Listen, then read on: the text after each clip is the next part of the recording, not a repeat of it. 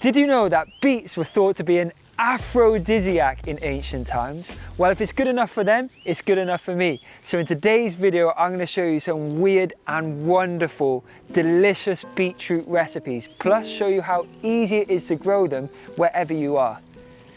First up, an ice cream that's good enough for Barbie. Believe it or not, this is my beetroot ice cream with cardamom, a simple yet delicious ice cream that you must try. Behold the delight of my homegrown beet and cardamom ice cream. The delicate sweetness of the beets and aromatic spice of cardamom is a surprise on your taste buds, but it's both refreshing and indulgent. A truly unique and unforgettable treat. First up, after harvesting my juicy beets, I grated them and added them to a stock syrup of equal parts water and coconut sugar. When the sugar has dissolved, stir in the grated beets and leave to reduce for a few minutes. Now let's just wait for this colour to transform. Then for my ice cream base, to a saucepan I add creamy coconut milk, vanilla, and of course my cardamom pods. I leave that to infuse, then for some sweetness I add some maple syrup. Now with this being a dairy-free ice cream, I'm going to whisk together some corn flour with some non-dairy milk, and that's going to add a chewiness that all good ice cream should have. Then get that into your infused coconut milk. When your custard has started to thicken up, it's time for the exciting part. Let's get that beetroot syrup in. Woohoo, that red.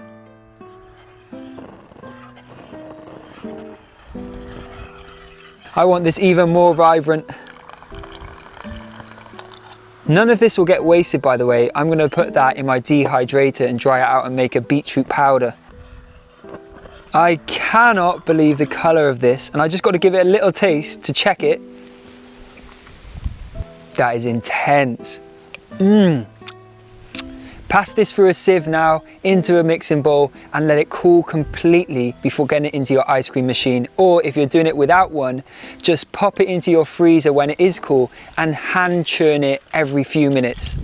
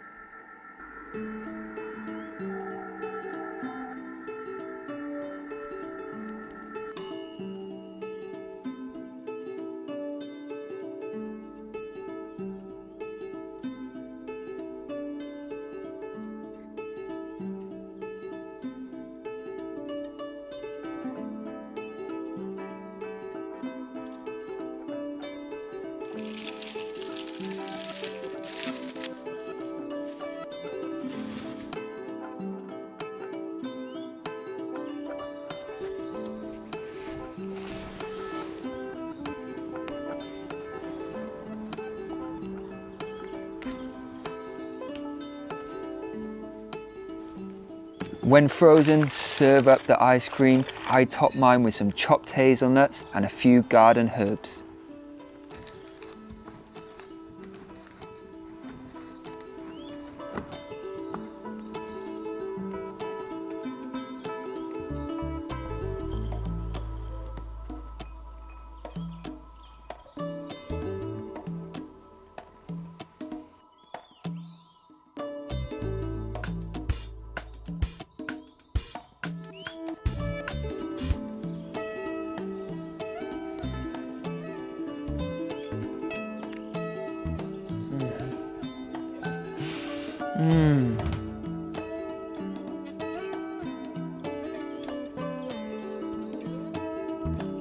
That is delicious.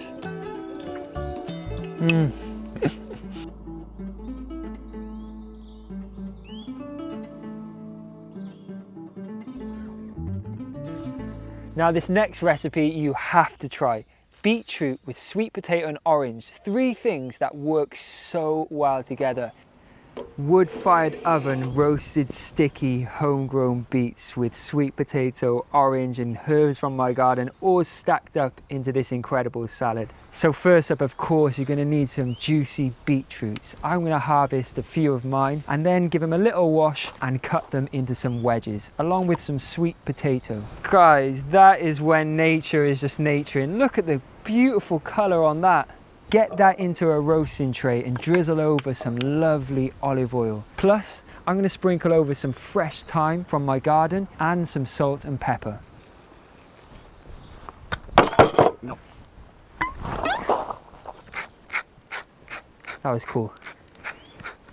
Give it a good old toss together, then get it into your oven set at 180 degrees Celsius. But I'm using my beautiful Stabler made pizza oven that I preheated. Oh. They're sizzling in there right now.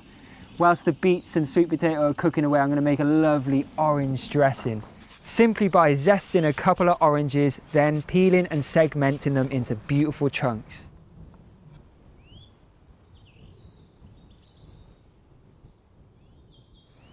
Then add some olive oil, some white or red wine vinegar, a little agave nectar, plus some salt, pepper and whole grain mustard. Oh wow, this dressing is going to have the perfect zestiness, tanginess, spiciness from the mustard, but I think I should get some herbs in there. So let me go and grab some chive and a little bit of sage, I think, too.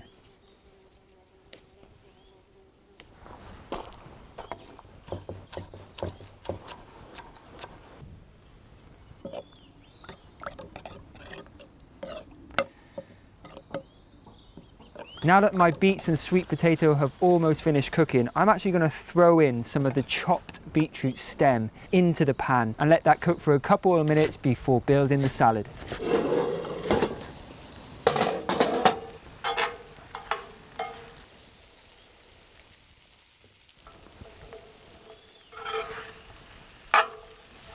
So I'm also going to grab some leaves for my salad.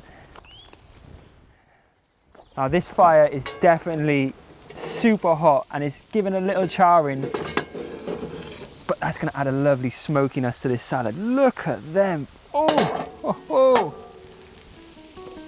All right, let's build up this salad.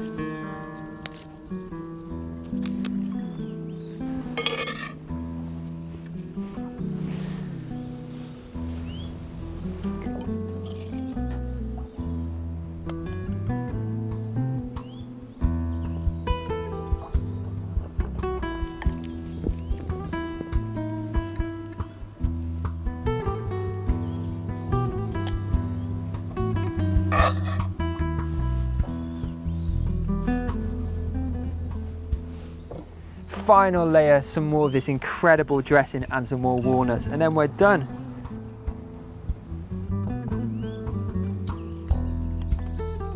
If you don't have walnuts, just use any nut or seed. You just want something to add that amazing crunch. Oh, this looks absolutely stunning. I think this is the best way right now to serve my amazing homegrown beets. There it is.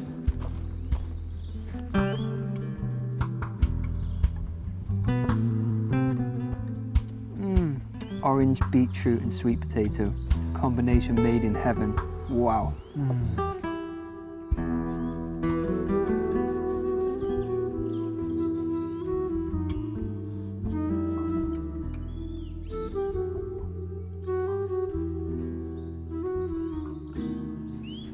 So the chickens really love that I've got a vegetable garden because any little scraps they devour. They particularly love beet and chards leaves, so let's see what they make of this bunch that I'm going to give them now. What are you up to? Are you messing up my lawn again? I'm only joking. There you go, chicks. They love beets.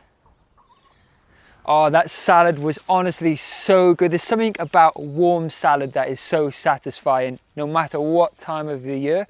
And this recipe is even more special because it features my dad. My dad is obsessed with Indian cuisine, so am I. We love our spices. So we put our heads together to create the most beautiful, fragrant and spice-rich beetroot curry with chickpeas. Now this works so well and it's really good for like a post-workout or evening meal. So here's the recipe. This is mine and my dad's beautiful beetroot curry.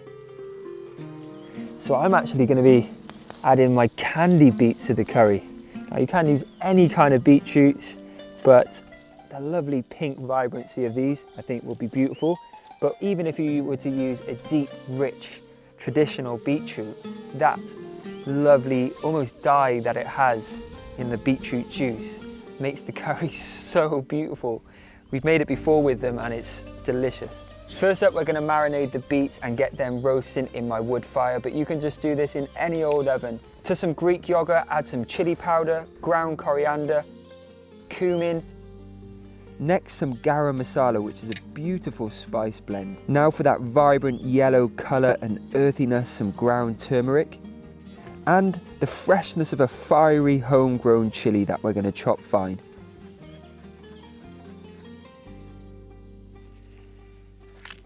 Plus, it wouldn't be a good marinade without some garlic, so we're going to chop some garlic up really fine and add that to the marinade. Along with about a thumb-sized piece of fresh ginger that my dad chops up. Can't believe you're right-handed. It looks weird to you, doesn't it? I'll also add a little lemon zest.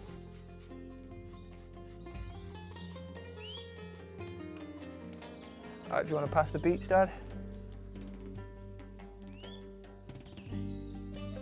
I'm not going to peel these actually because they look absolutely beautiful. Then my dad mixes up that marinade until everything's well incorporated, and I'm going to chop up my beets into bite-sized chunks.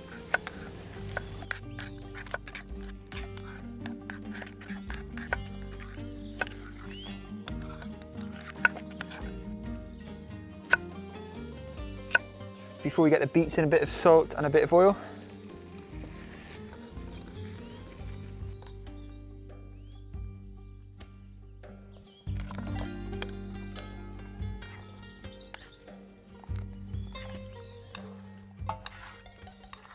Get them onto a roasting tray with a little oil and bang them in the oven until golden.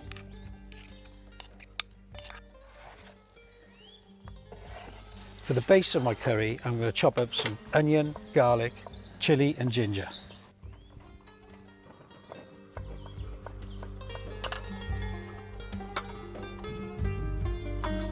My dad then gets the onion base cooking in a large pan in a little oil until the onions have released all their sweetness. Invest some time in this, it should take around 10 minutes.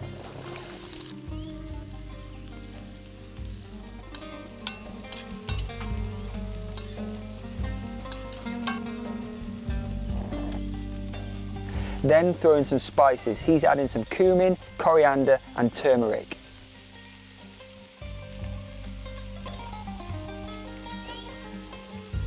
Cook those out, then add some tomato paste.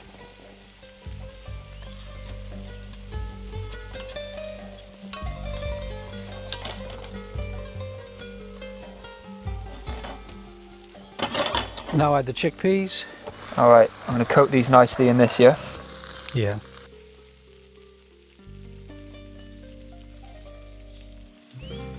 We're also going to add some toasted coconut flakes at this point. You can eat that now, couldn't you? Just like that. All right, let's get those beets in.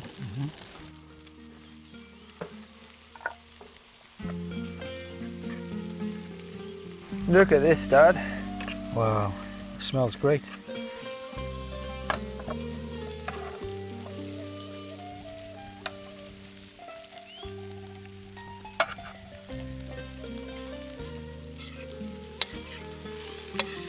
Oh yes. Then add some coconut milk.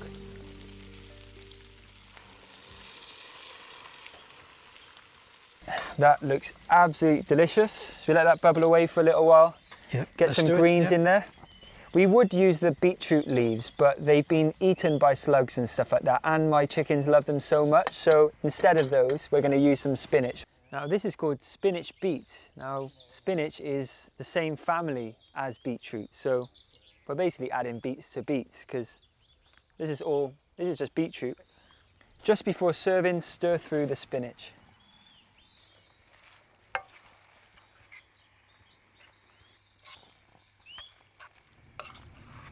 It is time to serve up this beautiful beet, homegrown beet curry.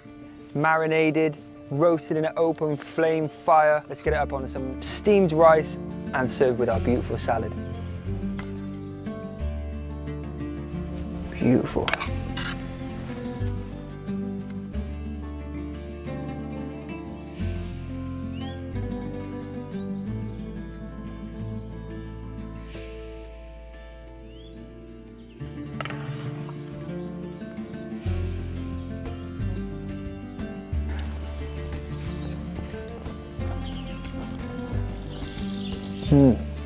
That's good, right? I love that sweetness of the beetroot. And there's a bit of a kick. That chilli that we use is spicy, Dad. I don't know what you're... that is hot. No, I think it's just right, I think. I'm happy with that. Okay, it does have a bit of a kick. Yeah, I told you. Now, if you waited to the very end of the video to learn how to grow beetroot, then I tip my hat to you, because that shows that you're interested in becoming a little bit more self-sufficient. And did you know that you can grow beetroot pretty much anywhere? You can grow it in a little bucket or in a container. As long as there's, I always say this, as long as there's about 6 to 8 inches for the roots to grow into, you're fine. You can grow some beetroot. Now, beetroot seeds are quite big and chunky, so they make it really easy to sow them. And so much so that you can actually direct sow them into the ground. However, what I like to do to make sure that my little beet seedlings are well looked after, I like to sow the seeds into a modular tray. And these can be just found at all good garden centres. Just pack a load of soil into the modular tray and then sprinkle 2 to 3 beet seeds into each one. Cover over with soil and give it a good water. And within 10 days or 14 days, you will start to see the beetroot sprouting.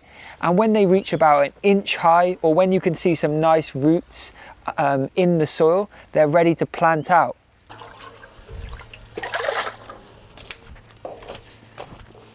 So my little beet seedlings are ready to plant out. That is so cute, and you can see the almost vein-like roots running right through the little block of soil there.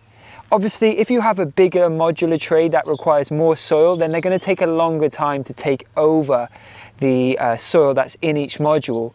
But that's why I like this tray, and I can pop a link below the video for this exact tray so you can grow your own. It just requires much less soil and they're ready to plant out faster. So I'm just going to create some holes or divots within the soil in my bed here and pop these in and give them a good old press down into the soil, and then a really lovely water. And what I love so much about beetroots is that they like growing together. So you'll notice there's 3 or 4 little seedlings per module, and each one of them will form a beautiful beetroot bulb and push one another apart as they're growing. This multi-sowing beetroot technique is something I learned from my friend Charles Dowding. I'm spacing my beets out around 6 to 8 inches apart. And before you know it, these little seedlings will turn into big juicy beets. And that is how simple it is to grow beets, cook beets, make them spectacular and delicious. Even though they already are, they're full of nutrients that our body loves. So get growing some beets. This is my task for you, to be a little bit self-sufficient by growing some lovely juicy beetroots. If you like this video, please like it, comment below if you enjoyed it, tell me which dish you're going to make out of the 3 that I showed you. And also, if you already grow beets, if I can add any tips or you can share any extra tips with my audience, please just comment them below. Thank you so much for watching. Your support means the world, and I'll see you soon with a new video. It's been just over 3 years since I released my last cookbook, Plants Only Kitchen.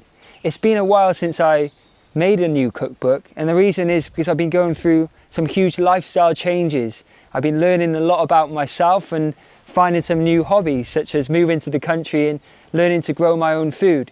And that will sure be the topic of my next cookbook, I hope, if I'm lucky enough to get a new book deal, we'll see. But I just wanted to bring your attention back to this book, Plants Only Kitchen, because it's a book that I am still so proud of. It's not necessarily the same sort of style of cooking that I do day to day now, but it is super delicious meals. They're simple meals. That's why I made this book. So I wanted to show people that plants only cooking can be really simple too. They're also protein packed meals too, because I love my working out and I love my gym. I still do to this day, and I still do cook recipes from this book.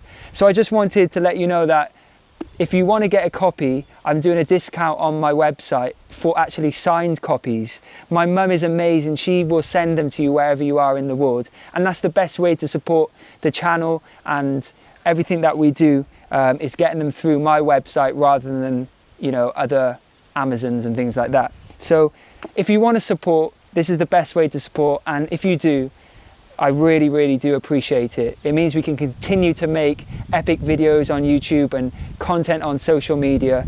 And if you've already got copies of my cookbooks and you bought them from the website, thank you so much. I hope they're serving you well in the kitchens. It means the world when I see you sharing images on social media of recipes that you've made from the book. And if you want to get a copy, you really want to support the channel, then you can use code GAZ10 Plants Only Kitchen, GAZ10 Plants Only Kitchen for 10% off my website, and that's the best place to get it from to really support. And you get a signed copy, and my mum sends it to you.